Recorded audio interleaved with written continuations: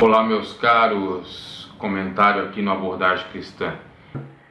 Nessa edição nós vamos falar acerca do suicídio, uma temática que gera muita polêmica, uma temática profunda, densa, que merece o devido cuidado e a devida perquisição, ou seja, pesquisa dos casos que acontecem, porque ninguém está imune a isto, a ter uma crise depressiva culminando numa tentativa de suicídio, ou até mesmo, de fato, na consumação desse ato violento contra si.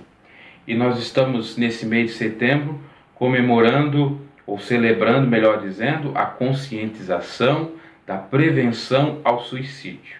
Desde 2014, no Brasil, toma-se essa atitude visando realmente a tratar dessa temática como uma coisa mais séria e a tratar os indivíduos, as pessoas que já passaram por pensamentos terríveis, ruins, ao ponto até mesmo de pensar em cogitar e tirar a sua própria vida, como sérias, e não como uma pessoa que está com algum problema de ordem emocional, que é um bebezinho, frouxo emocional, porque há casos e mais casos. Tem pessoas que às vezes até mesmo fazem aquela chantagem emocional, mas outras de fato não estão fazendo nenhuma chantagem emocional e estão sofrendo com a patologia da depressão, que é a que mais leva ao óbito, porque geralmente quem tem depressão vai se suicidar, tá?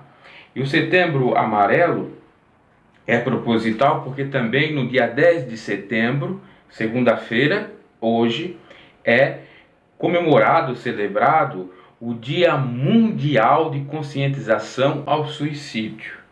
Então veja que há o dia e o mês para que a sociedade tenha essa conscientização e passe a enxergar essa temática mais a sério, principalmente pessoas que demonstram que estão prontas para fazer esse ato violento contra si. Essa é uma atitude, um engajamento do CVV, Centro de Valorização à Vida, junto com também o CFM, Conselho Federal de Medicina, e também junto com o ABP, Associação Brasileira de Psiquiatria.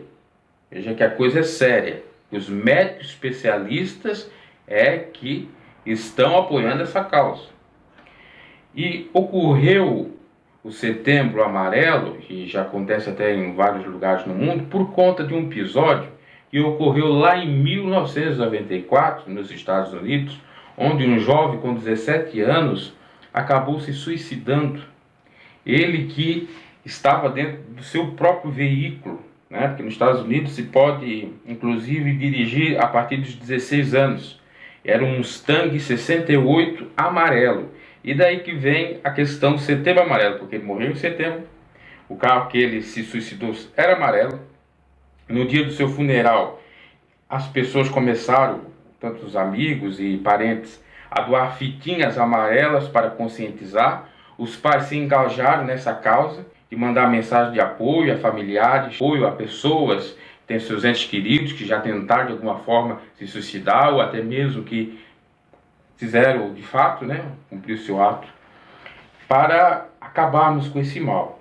Que segundo dados, você acha que é brincadeira, mas segundo dados a respeito do Brasil, só do Brasil, imagina a nível mundial, está lá no portal do M de Mulher, isso dado de 2017, 32 brasileiros morrem por dia por conta do suicídio, ou seja, se suicidam.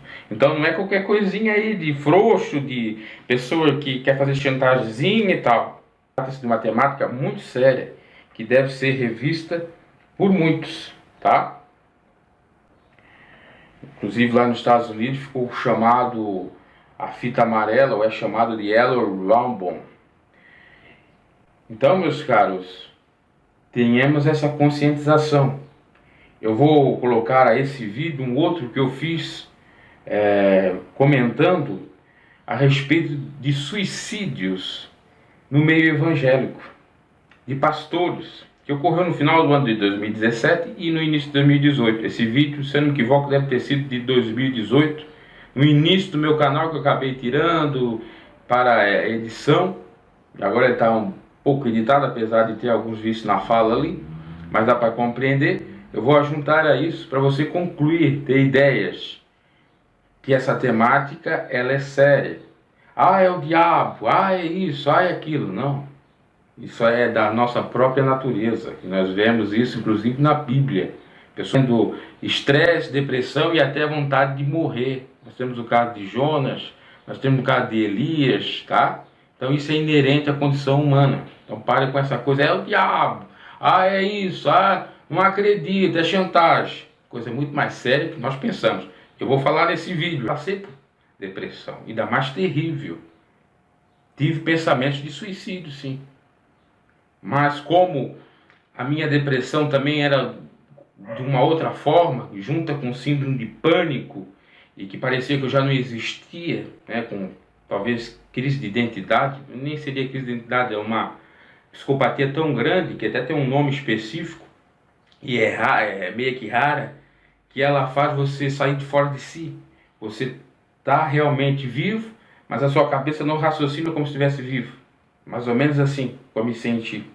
Conta aí de uma perda de um ente querido. Ultimamente, no mês de dezembro, tivemos 4 suicídios de pessoas do meio evangélico. 2 pastores no Rio de Janeiro, um ex-presidente da Igreja Assembleia de Deus Madureira, Ministério Madureira, outro com 28 anos, quase a minha idade, no Paraná, e recentemente agora no meu estado, Santa Catarina, em Criciúma, uma pastora da Quadrangular, casada, com filho, aparentemente tudo sob controle, tudo normal, tudo numa boa. Possível é aquilo que em filosofia se diria o imponderável, porque é contraditório, paradoxo. É impossível imaginar isso, e é contraditório por justamente pessoas que professam fé em Deus, que Deus é a vida, que nós pertencemos a Ele, só Ele pode tirar a nossa vida, é o que prega a maioria do meio cristão, seja ele protestante, seja católico, inclusive, né? Ou seja, todo segmento cristão é contrário ao suicídio, e justamente nesse meio está ocorrendo, né? E com recorrência. Fico pensando, como, né? Como isso? Se eles conhecem a verdade, conhecem a palavra do Senhor, sabe que no mundo teremos aflições, como propriamente disse Jesus, que não tinha nem sequer um travesseiro para reclinar sua cabeça, não tinha amigos, poucos amigos, suou, né, sangue quando foi orar no Monte das Oliveiras, ao saber o que ele iria passar, mas não antecipou a sua morte, mesmo assim. O estresse foi tão grande que ele pediu para Deus: Pai, se possível, faça de mim esse cálice. Mas ele foi fiel porque Deus assim quisera. Então Jesus é o maior exemplo que nós devemos continuar até o querer de Deus, até o findar, o finish, o veredicto de Deus para nós tirar dessa vida. Assim como Ele tem poder para tirar, Ele tem poder para dar e para retornar, como foi no caso de Jesus. Da mesma sorte, Jó perdeu sua família, perdeu seus gatos, perdeu tudo, mas Deus restituiu, porque ele permaneceu em fé. E Jó, né, é o clássico, é bem o exemplo do que a maioria cotidianamente passa. Até eu diria, é o único, ou for o único a passar por tudo aquilo. Dificilmente um na terra passará por aquilo, ou passará por aquilo que ele passou ileso. O Jó cogitou tirar sua própria vida, mas não tirou. Temos Elias, que queria tirar sua própria vida. Deus foi lá, exortou e o confortou. Estava sozinho. Meu Deus, estou eu aqui sozinho, né? Contra os profetas de Baal. E não, Deus, isso. Come, bebe, aqui está tua água, aqui está teu pão, vai e continue. Né? Que eu reservei 7.000 homens que não se prostraram diante de Baal e ele teve o quê? O arrebatamento. Então, é injustificável, né? É um motivo pelo qual não tem respaldo bíblico, né, para se cometer. Agora, existem alguns aspectos aí para meditar nisso, mas antes de eu adentrar nesses aspectos, eu queria, a título de ilustração, citar o que eu vi nessa semana, uma pessoa, e me veio isso bem na mente. Eu estava caminhando e eu vi um sujeito com um carrinho de supermercado, suas roupas, seus pertences ali, maltrapilho, andando pela cidade, cabisbaixo, triste, abatido, sem o que comer, possivelmente, sem o que beber, mendigando. Mas ele, de nenhuma maneira, cometeu ou tentou, de algum modo, o suicídio, né? Está tentando viver com o único fio de esperança que ele tem, que é a ajuda de alguém. E do mesmo modo como é espantoso ele continuar a viver sem ter nada, e outros que têm tudo e não valorizam e acabam se suicidando, eu vejo como a sociedade é hipócrita, né?